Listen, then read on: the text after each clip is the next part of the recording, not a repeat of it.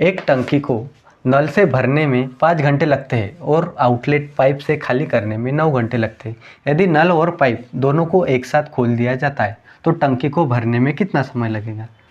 तर बघा हा क्वेश्चन कसा सॉल्व करायचा. आपल्याला म्हणत काय आहे, टंकी भरण्यासाठी म्हणते 5 घंटे लागून आले आणि टंकी खाली करण्यासाठी 9 घंटे लागून आले.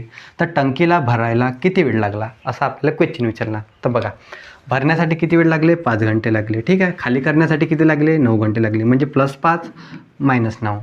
ठीक आहे. मग आता करायचं काय दोघांमध्ये? दोघांचा गुणाकार करून टाकायचा. 5 × 9. नंतर आता तिथं मायनसचं चिन्ह आहे ना, तर मायनसचं चिन्ह असल्यावर काय करायचं? मोठ्या संख्येतून लहान संख्या मायनस करायची. 9 - 5. ठीक आहे. तर बघा आता 9 × 5 = 45. ठीक आहे. 9मधून 5 गेल्यावर किती उरले? 4. आता याचा काय करायचं? आपल्याला घंटे आणि मिनटामध्ये कन्वर्ट करायचं आहे.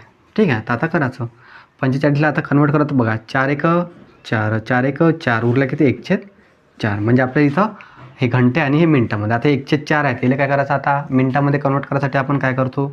तर 60नं गुणा करत असतो. बघा 4 × 1 = 4, 4 × 1 = 4, 4 × 5 = 20. ठीक आहे. म्हणजे 11 घंटे 15 मिनिट. 11 घंटे 15 मिनिट. हे काय आलं आपलं तिथं उत्तर आलं. म्हणजे ऑप्शन नंबर बी आहे. ठीक आहे. याच्यानंतरचा क्वेश्चन तुम्ही कमेंट बॉक्समध्ये सांगून देता. जर हा व्हिडिओ तुम्हाला आवडला असेल तर व्हिडिओला लाईक, शेअर आणि आपल्या चॅनलला सबस्क्राईब नक्की करून ठेवा. धन्यवाद.